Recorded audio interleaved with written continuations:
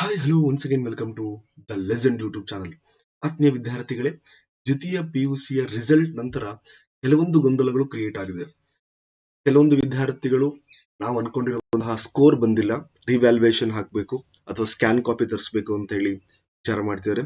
ಇನ್ನು ಕೆಲವೊಬ್ರು next exam 2 ನ ಅಟೆಂಡ್ ಮಾಡಬೇಕು ಅಥವಾ ಎಕ್ಸಾಮ್ 3 ನ ಅಟೆಂಡ್ ಮಾಡಬೇಕು ಅಂತ ಹೇಳಿ ವೇಟ್ ಮಾಡ್ತಿದ್ದಾರೆ. ಈ ಎಲ್ಲಾ ಗೊಂದಲಗಳು ಏನಿದೆ, ನೀವು ಯಾವ ಒಂದು ನಿರ್ಧಾರವನ್ನು ಮಾಡಿದ್ರೆ ಮುಂದೆ ಚೆನ್ನಾಗಾಗುತ್ತೆ, ಆ ಒಂದು ವಿಷಯಗಳ ಬಗ್ಗೆ ಒಂದು ಕ್ಲಾರಿಫಿಕೇಶನ್ ಕೊಡುವಂತಹ ಪ್ರಯತ್ನ ಮಾಡ್ತೀನಿ. ಹಾಗೆ ಎಕ್ಸಾಮ್ 2 ಟೈಮ್ ಟೇಬಲ್ ಕೂಡ ಪ್ರೊವೈಡ್ ಮಾಡಿದ್ದಾರೆ. ಆ ಒಂದು ಎಕ್ಸಾಮ್ 2 ಟೈಮ್ ಟೇಬಲ್ ನ ಕೂಡ ಈ ಒಂದು ವಿಡಿಯೋದಲ್ಲಿ ನಾನು ಡಿಸ್ಪ್ಲೇ ಮಾಡ್ತೀನಿ. ಹಾಗೆ ಈ ಎಲ್ಲಾ PDF ಅನ್ನು ಕೂಡ ನಿಮ್ಮ ಟೆಲಿಗ್ರಾಮ್ ಹಾಗೆ ವಾಟ್ಸ್ಆಪ್ ಗ್ರೂಪ್ ಅಲ್ಲಿ ಕೂಡ ಶೇರ್ ಮಾಡಿರ್ತೇನೆ. ಮೊದಲನೇದಾಗಿ ದ್ವಿತೀಯ PUCಯ ಪರೀಕ್ಷೆ 2 ಎಕ್ಸಾಮ್ಗೆ ಸಂಬಂಧಪಟ್ಟ ಹಾಗೆ ಒಂದು ಮಾಹಿತಿಯನ್ನು ಕೊಡ್ತೇನೆ. ಈ ಒಂದು ಎಕ್ಸಾಮಿನೇಷನ್ ನ 24/4/25ರಿಂದ 8ನೇ ತಾರೀಕು 5ರವರೆಗೆ ನಡೆಸಲು ಡಿಸೈಡ್ ಮಾಡಿದ್ದಾರೆ. ಹಾಗೆ ಒಂದು ಟೈಮ್ ಟೇಬಲ್ ಕೂಡ ಪ್ರೊವೈಡ್ ಮಾಡಿದ್ದಾರೆ. ನೀವು ಇಲ್ಲಿ ಅಬ್ಸರ್ವ್ ಮಾಡ್ತಿದ್ದೀರಾ, ಈ ಒಂದು ಟೈಮ್ ಟೇಬಲ್ ಪರೀಕ್ಷೆ 2 ಎಕ್ಸಾಮ್ 2 ಆಗಿರುತ್ತೆ. ಇದು 24ನೇ ತಾರೀಕಿಂದ ಸ್ಟಾರ್ಟ್ ಆಗಿ ಕೊನೆಯದಾಗಿ 8ನೇ ತಾರೀಕು 5ನೇ ತಿಂಗಳು ಅಲ್ಲಿವರೆಗೂ ಕೂಡ ಏನ್ ಮಾಡ್ತಾರೆ, ಈ ಒಂದು ಎಕ್ಸಾಮಿನೇಷನ್ ಕಂಡಕ್ಟ್ ಮಾಡ್ತಾರೆ. ಈ ಒಂದು PDF ಅನ್ನು ಕೂಡ ನಾನು ಗ್ರೂಪ್ ಅಲ್ಲಿ ಶೇರ್ ಮಾಡಿದ್ರೆ ನೀವು ಅದನ್ನ ಡೌನ್ಲೋಡ್ ಮಾಡಿ ನೋಡ್ಕೊಳ್ಬಹುದು. This is related to exam 2. ಇನ್ನೊಂದು ವಿಷಯ ನಿಮಗೆ ನೆನಪಿರಲಿ, ಕೆಲವೊಂದು ವಿದ್ಯಾರ್ಥಿಗಳು ಎಕ್ಸಾಮ್ 3 ಬರೀಬೇಕು ಅಂತ ಹೇಳಿ ವಿಚಾರ ಮಾಡ್ತಿದ್ದೀರಾ. ಅಂದ್ರೆ ಎಕ್ಸಾಮ್ 2 ನ ಸ್ಕಿಪ್ ಮಾಡಿ ಎಕ್ಸಾಮ್ 3 ಬರೀಬೇಕು ಅಂತ ಹೇಳಿ ವಿಚಾರ ಮಾಡ್ತಿದ್ದೀರಾ. ನಿಮಗೆ ಆ ಒಂದು ವಿಚಾರಕ್ಕೆ ಯಾವುದೇ ರೀತಿಯಾದಂತಹ ಆಪ್ಷನ್ ಇರೋದಿಲ್ಲ. ಎಕ್ಸಾಮ್ 2 ಸ್ಕಿಪ್ ಮಾಡಿದ್ರೆ ಅಂತ ಹೇಳಿದ್ರೆ ನಿಮಗೆ ಎಕ್ಸಾಮ್ 3 ಬರೆಯೋದಕ್ಕೆ ಯಾವುದೇ ರೀತಿಯಾದಂತಹ ಆಪ್ಷನ್ ಇರೋದಿಲ್ಲ.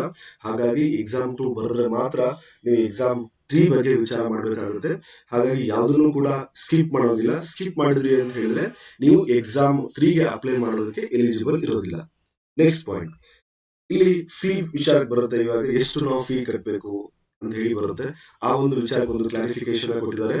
ದ್ವಿತೀಯ PUC ಪರೀಕ್ಷೆ 2 ಮತ್ತು ಪರೀಕ್ಷೆ 3 ಎರಡಕ್ಕೂ ಸಂಬಂಧಪಟ್ಟ ಹಾಗೆ ಎಲ್ಲಾ ವರ್ಗದ ಬಾಲಕಿಯರು 2A 2B SC ST ಅಲ್ಲಿ ಏನ್ ಕ್ಯಾಟಗರೀಸ್ ಇದೆ, ಎಲ್ಲಾ ವರ್ಗದ ಬಾಲಕಿಯರು ಮತ್ತು ಇಲ್ಲಿ ಸ್ಪೆಷಲ್ ಮೆನ್ಷನ್ ಮಾಡಿದರೆ ಪರಿಶಿಷ್ಟ ಜಾತಿ ಮತ್ತೆ ಪರಿಶಿಷ್ಟ ಪಂಗಡ ಮತ್ತೆ ಪ್ರವರ್ಗ 1 ಬಾಲಕರಿಗೆ, ಉಳಿದಂತಹ ಯಾವುದೇ ಕೆಟಗರಿಯಲ್ಲಿ ಬರುವಂತಹ ಬಾಲಕರು 3A 3B 2A 2B ಅವ್ರ ಬಾಲಕರನ್ನ ಬಿಟ್ಟು ಇಷ್ಟು ಬಾಲಕರಿಗೆ, ಯಾರಿಗೆ ಪುನರಾವರ್ತಿತ ರಿಪೀಟರ್ಸ್ ಆಗಿರ್ಬೋದು ಅಥವಾ ಅಪೂರ್ಣ ಅಭ್ಯರ್ಥಿಯಾಗಿ ನೋಂದಾಯಿಸಿಕೊಳ್ಳಲು ಪರೀಕ್ಷಾ ಶುಲ್ಕ ಇರೋದಿಲ್ಲ. ಎಲ್ಲಾ ಬಾಲಕರಿಗೆ ಯಾವುದೇ ರೀತಿಯಾದಂತಹ ಶುಲ್ಕ ಇರೋದಿಲ್ಲ. ಬಾಲಕರಿಗೆ ಓನ್ಲಿ ಪರಿಶಿಷ್ಟ ಜಾತಿ, ಪರಿಶಿಷ್ಟ ಪಂಗಡ ಮತ್ತೆ ಪ್ರವರ್ಗ 1 ಈ ವಿದ್ಯಾರ್ಥಿಗಳನ್ನ ಹೊರತುಪಡಿಸಿ ಉಳಿದಂತಹ ಎಲ್ಲಾ ಕೆಟಗರಿಯವರು ಕೂಡ ಏನಾಗುತ್ತೆ, ಅಮೌಂಟ್ ಇರುತ್ತೆ. ಸರ್ ನಿಮಗೆ ಗೊತ್ತಾಗ್ತಿಲ್ಲ ಯಾವ ಕೆಟಗರಿ ಏನು ಅಂತ ಹೇಳಿದ್ರೆ ನೀವು ಚಿಂತೆ ಮಾಡೋ ಅವಶ್ಯಕತೆ ಇಲ್ಲ. ನಿಮ್ಮ ಕಾಲೇಜ್ಗೆ ವಿಸಿಟ್ ಮಾಡಿ ಅವರು ನಿಮಗೆ ಡೀಟೇಲ್ ಆಗಿರುವಂತಹ ಇನ್ಫಾರ್ಮೇಶನ್ ಕೊಡ್ತಾರೆ. ಅಷ್ಟು ನೀವು ಫಾಲೋ ಮಾಡಿದ್ರೆ ಇಟ್ ಇಸ್ ಸಫಿಶಿಯಂಟ್. ನೆಕ್ಸ್ಟ್, ದ್ವಿತೀಯ PUCಯ ಪರೀಕ್ಷೆ 3 ವಿಷಯಕ್ಕೆ ಸಂಬಂಧಪಟ್ಟ ಹಾಗೆ 9ನೇ ತಾರೀಕು 6ನೇ ತಿಂಗಳಿಂದ 21ನೇ ತಾರೀಕು 6ನೇ ತಿಂಗಳು 25ರವರೆಗೆ ಅದನ್ನು ಕೂಡ ನಡೆಸ್ತೀವಿ ಅಂತ ಹೇಳಿದ್ದಾರೆ. ಆ ಒಂದು ಇನ್ಫಾರ್ಮೇಶನ್ ಕೂಡ ಇಲ್ಲಿ ಪ್ರೊವೈಡ್ ಮಾಡಿದ್ದಾರೆ. ನೆಕ್ಸ್ಟ್, ಇಲ್ಲಿ ಕೆಲವೊಂದು ವಿದ್ಯಾರ್ಥಿಗಳು ನೀವು ಫಸ್ಟ್ ಎಕ್ಸಾಮ್ ನ ಅಟೆಂಡ್ ಮಾಡಕ್ ಆಗದೆ ಇರಬಹುದು. ಯಾಕೆಂದ್ರೆ ಕೆಲವೊಂದು ಹೆಲ್ತ್ ರೀಸನ್ ಅಥವಾ ಬೇರೆ ರೀಸನ್ಸ್ ಇಂದ ಅಥವಾ ಅಟೆಂಡೆನ್ಸ್ ಶಾರ್ಟೇಜ್ ಇಂದ ಕೂಡ ನೀವು ಅಟೆಂಡ್ ಆಗಿಲ್ಲ ಅಂತ ಹೇಳಿದ್ರೆ ಅವರಿಗೂ ಕೂಡ ಆಪ್ಷನ್ ಕೊಟ್ಟಿದ್ದಾರೆ. ಪರೀಕ್ಷಾ 3ಗೆ ಮಂಡಳಿಯ ಅನುಸಾರ ಖಾಲಿ ಅಭ್ಯರ್ಥಿಯಾಗಿ ಮಾಡಬಹುದು, ನೋಂದಾಯಿಸಿಕೊಳ್ಬಹುದು. ಇದು ನಿಮಗೆ ಗೊತ್ತಾಗಿಲ್ಲ ಅಂತ ಹೇಳಿದ್ರೆ ನೀವು ಒಂದ್ಸರಿ ಕಾಲೇಜ್ ವಿಸಿಟ್ ಮಾಡಿ, ಅಲ್ಲಿ ನಿಮಗೆ ಯಾವ ರೀತಿ ಪ್ರೊಸೀಜರ್ ಅಂತ ಹೇಳಿ ಹೇಳ್ತಾರೆ. ನೀವು ಪ್ರೈವೇಟ್ ಕ್ಯಾಂಡಿಡೇಟ್ ಆಗಿ ನೀವು ಏನ್ ಮಾಡಬಹುದು, ಅಲ್ಲಿ ಅಡ್ಮಿಟ್ ಆಗಬಹುದು ಅಂತ ಕೂಡ ಹೇಳಿದ್ದಾರೆ. This is related to exam 2 exam 3 ಮತ್ತೆ ಎಕ್ಸಾಮಿನೇಷನ್ ಫೀ ಬಗ್ಗೆ. ಇಲ್ಲಿ ಮೋಸ್ಟ್ ಇಂಪಾರ್ಟೆಂಟ್ ಒನ್ ಬರುತ್ತೆ, ಇನ್ ಕೇಸ್ ನಾವು ಬೇರೆ ಕ್ಯಾಟಗರಿ ಇದ್ರೆ ಹಾಗಾದ್ರೆ ಎಷ್ಟು ಫೀಸ್ ಅನ್ನು ಕಟ್ಟಬೇಕು, ಆ ಒಂದು ಇನ್ಫಾರ್ಮೇಶನ್ ಕೂಡ ಕೊಡ್ತೀನಿ. ಮತ್ತೆ ರಿವ್ಯಾಲ್ಯೂಯೇಷನ್ ಗೆ ಸಂಬಂಧಪಟ್ಟ ಹಾಗೆ ರಿವ್ಯಾಲ್ಯೂಯೇಷನ್ ಮತ್ತೆ ಸ್ಕ್ಯಾನ್ ಕಾಪಿ ಏನ್ ತರಿಸ್ತಿರಲ್ವಾ ಆ ವಿಷಯಕ್ಕೆ ಸಂಬಂಧಪಟ್ಟ ಹಾಗೆ ಕೆಲವೊಂದು ಮಾಹಿತಿಗಳಿದೆ. ಎಸ್, ಇಲ್ಲಿ ದ್ವಿತೀಯ PUC ಪರೀಕ್ಷೆ 1ರ ಅಭ್ಯರ್ಥಿಗಳ ಫಲಿತಾಂಶ ಪಟ್ಟಿ ಆಲ್ರೆಡಿ ನಿಮಗೆ ರೀಚ್ ಆಗಿದೆ. ಈಗ ಇಂಪಾರ್ಟೆಂಟ್, ಯಾರಾದ್ರೂ ಕೂಡ ರಿವ್ಯಾಲ್ಯೂಯೇಷನ್ ಹಾಕ್ಬೇಕು ಅಥವಾ ಸ್ಕ್ಯಾನ್ ಪ್ರತಿನ ತರಿಸಬೇಕು, ನಾನು ಚೆನ್ನಾಗಿ ಬರೆದಿದ್ದೀನಿ ಆದ್ರೆ ಮಾರ್ಕ್ಸ್ ಬಂದಿಲ್ಲ, ವಿಚಾರ ಮಾಡ್ತಾ ಇದ್ರಿ ಅಂತ ಹೇಳಿದ್ರೆ ನಿಮಗೆ ಮೊದಲಿಗೆ ಏನ್ ಮಾಡ್ತಾರೆ ಅಂತ ಹೇಳಿದ್ರೆ ರಿವ್ಯಾಲ್ಯೂಯೇಷನ್ ಅಪ್ಲೈ ಮಾಡೋದಕ್ಕಿಂತ ಮೊದಲಿಗೆ ನಿಮಗೆ ಸ್ಕ್ಯಾನ್ ಕಾಪಿಗೆ ಅಪ್ಲೈ ಮಾಡಬೇಕು. ಯಾರು ಸ್ಕ್ಯಾನ್ ಕಾಪಿ ಅಪ್ಲೈ ಮಾಡಿ ಸ್ಕ್ಯಾನ್ ಕಾಪಿ ತರಿಸ್ಕೊಂತೀರಾ ಆ ವಿದ್ಯಾರ್ಥಿಗಳು ಮಾತ್ರ ರಿವ್ಯಾಲ್ಯೂಯೇಷನ್ ಹಾಕೋದಕ್ಕೆ ಎಲಿಜಿಬಲ್ ಆಗಿರ್ತೀರಾ. ಹಾಗಾಗಿ you want to apply scan copy first. Scan ಕಾಪಿಗೆ ಅಪ್ಲೈ ಮಾಡಬೇಕು ಫಸ್ಟ್. ಅದಾದ ನಂತರ ನೆಕ್ಸ್ಟ್ ಪ್ರೊಸೀಜರ್ ಸ್ಟಾರ್ಟ್ ಆಗುತ್ತೆ.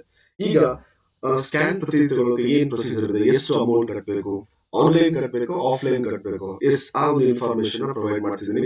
ಸ್ಕ್ಯಾನ್ ಪ್ರತಿ ಹಾಗೂ ಮರುಮೌಲ್ಯಮಾಪನ ಶುಲ್ಕವನ್ನು ಪಾವತಿಸಲು ನೀವು ಆನ್ಲೈನ್ ಆದ್ರೂ ಪೇ ಮಾಡಬಹುದು ಅಥವಾ ಆಫ್ಲೈನ್ ಆದ್ರೂ ಕೂಡ ಪೇ ಮಾಡಬಹುದು. ಅದು ಚಲನ್ ಮುಖಾಂತರ ನಿಮಗೆ ಪೇ ಮಾಡೋದಕ್ಕೆ ಅವಕಾಶ ಇರುತ್ತೆ. ಹಾಗಾದ್ರೆ ಯಾವಾಗಿಂದ ನೀವು ಸ್ಕ್ಯಾನ್ ಪತ್ರಿಕೆ ಅಪ್ಲೈ ಮಾಡಬಹುದು? ಇಲ್ಲಿ ಮೆನ್ಷನ್ ಮಾಡಿದರೆ ಉತ್ತರ ಪತ್ರಿಕೆಯ ಸ್ಕ್ಯಾನ್ ಪ್ರತಿಗಾಗಿ ಅರ್ಜಿ ಸಲ್ಲಿಸಲು ದಿನಾಂಕ 8ನೇ ತಾರೀಕಿನಿಂದ 13ನೇ ತಾರೀಕುವರೆಗೂ ನಿಮಗೆ ಈ ಒಂದು ಸ್ಕ್ಯಾನ್ ಪ್ರತಿಯನ್ನು ಡೌನ್ಲೋಡ್ ಮಾಡೋದಕ್ಕೆ ಅಥವಾ ಸ್ಕ್ಯಾನ್ ಪ್ರತಿ ಬೇಕು ಅಂತ ಅಪ್ಲೈ ಮಾಡೋದಕ್ಕೆ ನಿಮಗೆ ಅವಕಾಶ ಇರುತ್ತೆ. ಸ್ಕ್ಯಾನ್ ಪ್ರತಿಯನ್ನು ಡೌನ್ಲೋಡ್ ಮಾಡ್ಕೊಳ್ಳೋದು ನೀವು ಒಂದ್ಸರಿ ಅಪ್ಲೈ ಮಾಡಿದ್ರಿ ಅಂತ ಹೇಳಿದ್ರೆ within 24 hours, maximum 24 to 48 hours ಅಲ್ಲಿ ನಿಮಗೆ ಅಪ್ಡೇಟ್ ಆಗುತ್ತೆ. ಆ ಒಂದು ಪ್ರತಿನ ಡೌನ್ಲೋಡ್ ಮಾಡ್ಕೊಳ್ಳೋದಕ್ಕೆ ನಿಮಗೆ 12ನೇ ತಾರೀಕು ಇಂದ ಹಿಡಿದು 16ನೇ ತಾರೀಕು ನಿಮಗೆ ಏನಿರುತ್ತೆ ಆಪ್ಷನ್ ಇರುತ್ತೆ. ಅಷ್ಟರೊಳಗೆ ನೀವೇನ್ ಮಾಡ್ಕೋಬೇಕು, ಡೌನ್ಲೋಡ್ ಮಾಡ್ಕೊಳ್ಬೇಕಾಗುತ್ತೆ. ನಂತರ ಮರು ಮೌಲ್ಯಮಾಪನಕ್ಕಾಗಿ ಮತ್ತು ಮರು ಎಣಿಕೆಗಾಗಿ ಅರ್ಜಿ ಸಲ್ಲಿಸಲು ನೀವು ಒಂದ್ಸರಿ ಸ್ಕ್ಯಾನ್ ಪ್ರತಿ ನೋಡಿದ್ರಿ ಅಂತ ಹೇಳಿದ್ರೆ ನಿಮ್ಗೆ ಗೊತ್ತಾಗುತ್ತೆ ಎಲ್ಲಿ ಮಿಸ್ಟೇಕ್ ಆಗಿದೆ, ಎಲ್ಲಿ ಮಾರ್ಕ್ಸ್ ಕಡಿಮೆ ಆಗಿದೆ ಅಂತ ಹೇಳಿ. ಇನ್ ಕೇಸ್ ಅದಾದ್ಮೇಲೆ ಕೂಡ ನಿಮಗೆ ಮಾರ್ಕ್ಸ್ ಬರಬೇಕು ಅಂತ ಹೇಳಿ ಅನಿಸಿತ್ತು ಅಂತ ಹೇಳಿದ್ರೆ ನೀವು ಅವಾಗ ರಿವ್ಯಾಲ್ಯೂಯೇಷನ್ಗೆ ಹಾಕಬಹುದು, ಮತ್ತೆ ಮರು ಎಣಿಕೆ ರೀಕೌಂಟಿಂಗ್ ಕೂಡ ಹಾಕಬಹುದು. ಎಸ್, ಇಲ್ಲಿ ಮೆನ್ಷನ್ ಮಾಡಿದರೆ ಕ್ಲಿಯರ್ ಆಗಿ ಸ್ಕ್ಯಾನ್ ಪ್ರತಿ ತೆಗೆದುಕೊಂಡವರಿಗೆ ಮಾತ್ರ, ನಾವು ಮೊದಲೇ ಹೇಳಿದ್ವಿ ಸ್ಕ್ಯಾನ್ ಪ್ರತಿ ತೆಗೆದುಕೊಂಡ್ರೆ ಮಾತ್ರ ನೀವು ರಿವ್ಯಾಲ್ಯೂಯೇಷನ್ಗೆ ಅಪ್ಲೈ ಮಾಡಬಹುದು, ಅಲ್ಲಿವರೆಗೂ ಅಪ್ಲೈ ಮಾಡೋದಕ್ಕೆ ಬರೋದಿಲ್ಲ. ಎಸ್, ಅವರು ಕೂಡ ಡೇಟ್ ಇದೆ 12ನೇ ತಾರೀಕಿಂದ 17ನೇ ತಾರೀಕುವರೆಗೂ ನಿಮಗೆ ಆಪ್ಷನ್ ಇರುತ್ತೆ. ಸ್ಕ್ಯಾನ್ ಪ್ರತಿ ಪಡೆಯಲು ಶುಲ್ಕ ಒಂದು ವಿಷಯಕ್ಕೆ ನೀವು ಏನ್ ಮಾಡಬೇಕು, 530 rupees ನೀವು ಪೇ ಮಾಡಬೇಕಿರುತ್ತೆ.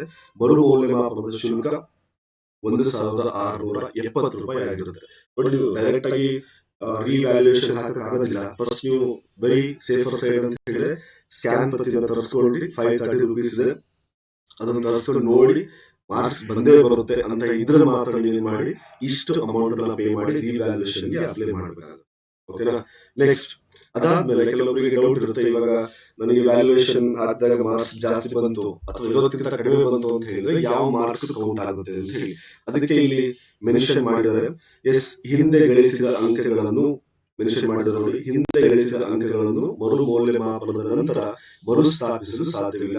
ಫಾರ್ ಎಕ್ಸಾಂಪಲ್, ಫಸ್ಟ್ ನಿಮಗೆ 50 ಬಂದಿದೆ ಅಂತ ಅನ್ಕೊಳ್ಳೋಣ, ನೀವು ರಿವ್ಯಾಲ್ಯೂಯೇಷನ್ ಹಾಕ್ತಿದ್ದೀರಾ, ಜಾಸ್ತಿ ಬರುತ್ತೆ ಅಂತ ಹಾಕಿದ್ರ, ಅದಕ್ಕಿಂತ ಕಡಿಮೆ ಬಂದು 48 ಬಂತು, 49 ಬಂತು ಅಂತ ಹೇಳಿದ್ರೆ ನಿಮಗೆ ಹಳೆ ಮಾರ್ಕ್ಸ್ ಕೊಡ್ರಿ ಅಂತ ಕೇಳೋದಿಲ್ಲ. ರಿವ್ಯಾಲ್ಯೂಯೇಷನ್ ಏನ್ ಮಾರ್ಕ್ಸ್ ಇರುತ್ತೆ ಅದೇ, ಅಥವಾ 56 ಬರ್ಬೋದು, 55 ಬರ್ಬೋದು.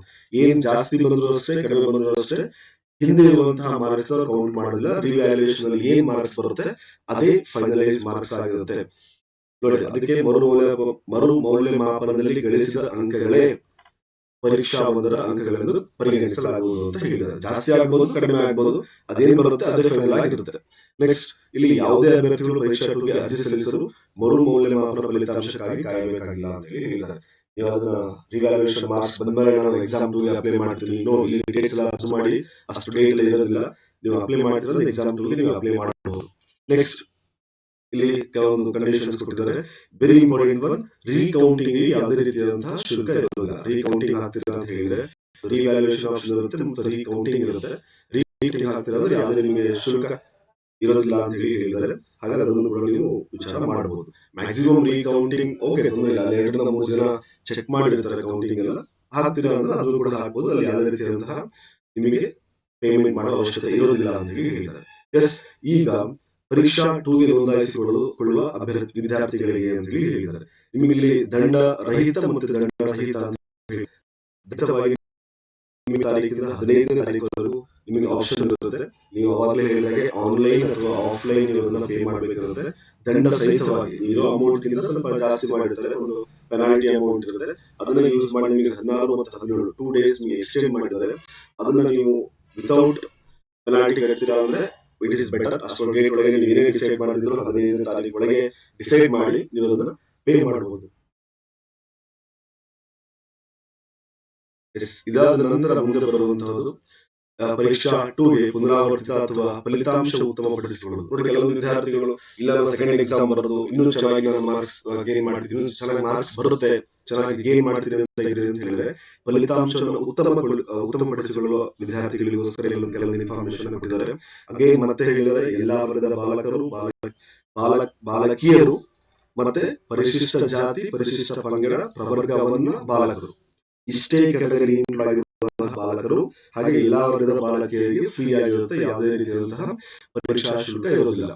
ಎಕ್ಸೆಪ್ಟ್ ದಿಸ್ ಕೆಟಗರೀಸ್ ಈ ಎಲ್ಲಾ ಕೆಟಗರೀಸ್ ಬಿಟ್ಟು ಉಳಿದ ಕೆಟಗರಿಯವರಿಗೆ ಅಮೌಂಟ್ ಅಪ್ಲಿಕೇಬಲ್ ಆಗುತ್ತೆ. ಎಷ್ಟು ಅಪ್ಲಿಕೇಬಲ್ ಆಗುತ್ತೆ ಇಲ್ಲಿ ಮೆನ್ಷನ್ ಮಾಡಿದ್ದಾರೆ. ಫಲಿತಾಂಶ ಉತ್ತಮಪಡಿಸಿಕೊಳ್ಳಲು 175 ರೂಪಾಯಿ ಇರುತ್ತೆ. ಎರಡನೇ ಬಾರಿಗೆ ಅಂದ್ರೆ ಎಕ್ಸಾಮ್ 3ಗೆ ನಿಮಗೆ 350 ರೂಪೀಸ್ ಆಗಿರುತ್ತೆ.